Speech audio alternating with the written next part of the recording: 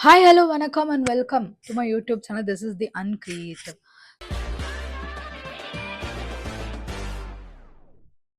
So இன்னைக்கு எத பத்தி பேசலாம் அப்படின்னு இருக்கேன்னா, நன் அனதன் இன்னொரு ஒரு படம் தான்.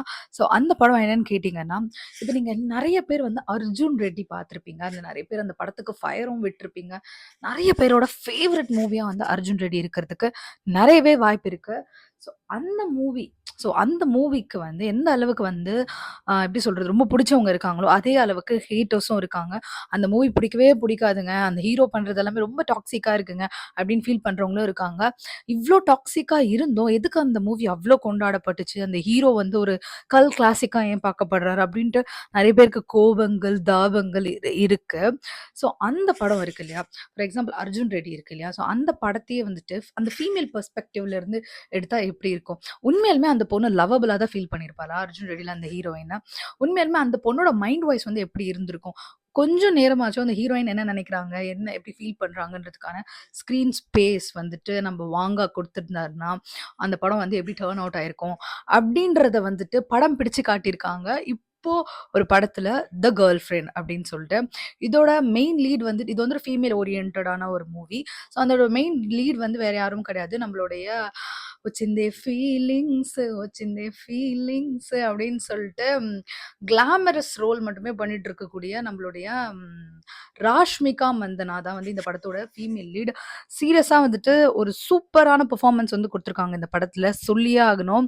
அவங்கள இந்த புஷ்பா, புஷ்பா 1, புஷ்பா 2 இந்த மாதிரியான படங்கள்ல இருந்து ஈஸியா செப்பரேட் பண்ணி காட்டக்கூடிய ஒரு படமா இந்த இந்த படம் இருக்கு. ஸோ இந்த படத்தோட ஸ்டோரி நான் சொன்னோனே உங்களுக்கு புரிஞ்சிருக்கும்னு நெனைக்கிறேன். அஃப்கோர்ஸ் ஒரு டாக்ஸிக் பாய் ஃப்ரெண்ட் காலேஜ்ல இவங்க ஒரு பையன லவ் பண்றாங்க. ஆக்சுவலி அந்த பையன் தான் இந்த இவங்கள லவ் பண்ணுவான். அது இவங்க அக்செப்ட் பண்ணிக்கிற மாரியான ஒரு சிச்சுவேஷனுக்கு தள்ளப்படுவாங்க. ஸோ அதுக்கப்புறமா அவங்களோட லவ் லைஃப் எப்படி டர்ன் அவுட் ஆகுது. ஸ்டார்ட்டிங்ல ரொம்பவே அன்பா, செல்லமா பார்த்துக்கக்கூடிய அவனோட அந்த பாய் ஃப்ரெண்ட் அவனோட இன்டென்ஷன் என்னவா இருக்கு, அவனோட கேரக்டர் என்னவா இருக்கு, அது இவங்களோட லைஃப்ல எந்த மாதிரியான பாதிப்ப உண்டாக்குது. அந்த லவ் லைஃப் நல்லபடியா முடிஞ்சுச்சா? கல்யாணத்துல முடிஞ்சுச்சா? இல்ல கருமாதில முடிஞ்சுச்சா? இல்ல முடிஞ்சே போச்சா இவங்களோட வாழ்க்கை? இந்த மாதிரியான பல கேள்விகள சுத்தி நகர்ற இந்த படம் ஒரு சூப்பரான ஒரு என்ன சொல்றது? ஒரு ரியல் லைஃப் மையப்படுத்தி எடுக்கக்கூடியன்னு நம்ம சொல்ல அளவுக்கு ரியாலிட்டியா இருக்கு. அஃப்கோர்ஸ் அகெயின் நான் சில விஷயங்கள் காலேஜ்ல நடக்கிற மாதிரி காமிச்சிருக்க சில விஷயங்கள் எல்லாமே ரொம்ப அப்பட்டமா தான் இருக்கு. ஃபார் எக்ஸாம்பிள் காலேஜ்ல யார் வேணா பாய்ஸ் எல்லாமே ரொம்ப ஈஸியா கேர்ள்ஸ் ஹாஸ்டலுக்குள்ள போலாம். கேர்ள்ஸ் எல்லாமே ரொம்ப ரொம்ப ரொம்ப ஈஸியா பாய்ஸ் ஹாஸ்டலுக்குள்ள போலாம். இந்த மாரி ட்ரெஸ் கோட் எல்லாமே ஒரு யார் வேணா எப்படி வேணா போட்டுக்கலாம். ஃபார் எக்ஸாம்பிள் நம்மளோட 90ஸ் டைம்ஸ்ல மூவிஸ்லாம் இருக்கும் பார்த்தீங்களா? ஹீரோயின்ஸ் எல்லாமே ஆர் எல்ஸ் காலேஜ் படிக்கக்கூடிய எல்லாமே கிராப் டாப் எல்லாம் போட்டு காலேஜ் போயிட்டு இருப்பாங்க. நம்மளும் காலேஜ் படிச்சோம், முடிச்சோம். ஸோ இப்போ மத்தவங்க காலேஜ் படிச்சுட்டு இருக்காங்க. ஸோ அதெல்லாம் பார்த்துட்டு இருக்கோம். பட் ஸ்டில் கிராப் டாப், ஷார்ட்ஸ்லாம் போட்டு காலேஜ் போ முடியுமான்றது எப்பவுமே கேள்வியா இருக்கு. ஸோ அந்த மாதிரியான நிஜத்துக்கு ரொம்பவே பக்கமே இல்லாத பல விஷயங்கள காமிச்சிருக்காங்க இந்த படத்துல. பட் ஸ்டோரி வைஸ் பார்த்தீங்கன்னா, ஃபார் எக்ஸாம்பிள் இப்போ ஆண் பாவம் பொல்லாதது இந்த மாதிரி ஒரு அப்சர்டிட்டியான ஒரு மைண்ட் செட்டோட இருக்கக்கூடிய படங்கள் வந்துட்டு இருக்கு அகைன். ஸோ அந்த மாதிரியான டைம்ல the girlfriend it's biggest ரிலீஃப்னே சொல்லலாம். உண்மையாலுமே எப்படி சொல்றது? ஒரு டாக்ஸிசிட்டினா என்னது? ரொம்ப ஓவர் ஹைப் பண்ணாம சீரியஸ்லி ஒரு பொண்ணு பார்த்தாங்கன்னா, கண்டிப்பா அவங்களோட டீனோட ஸ்டார்ட்டிங்ல அவங்க ஒரு காதல் வயப்பட்டிருப்பாங்க. அந்த காதல் கண்டிப்பா ஒரு டாக்ஸிக்கா இருந்திருக்கும். அதுல இருந்து அவங்க வெளிய வர்றதுக்கு மிகப்பெரிய போராட்டத்த கடந்து வந்திருப்பாங்க. ஸோ அவங்களுக்கு கண்டிப்பா இந்த மூவி ரிலேட்டபிளா இருக்கும்.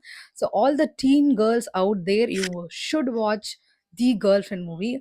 ஒரு எக்ஸ்ட்ராடினரியான ஃபென்டாஸ்டிக்கான ஒரு மூவின்னு நான் சொல்லுவேன். எனக்கு ரொம்ப ரொம்ப ரொம்ப பிடிச்சிருந்துச்சு. ஒரு மூவில இது நானு, இது நானு அப்படின்ற மாதிரி எனக்கு இப்படி நடந்திருக்கு. ஐயோ! எங்க அப்பா கிட்ட நான் இப்படி செருப்படி வாங்கியிருக்கேன். என் பாய் ஃப்ரெண்ட் இப்படி டார்ச்சர் பண்ணியிருக்கான் அப்படின்னு சொல்லிட்டு கை காமிச்சு கை தட்டி கொண்டாடின Netflixல. ஸோ இந்த மூவி Netflixல அவைலபிளா இருக்கு. நீங்க if you are in toxic relationship you should definitely watch this and get out of this shit.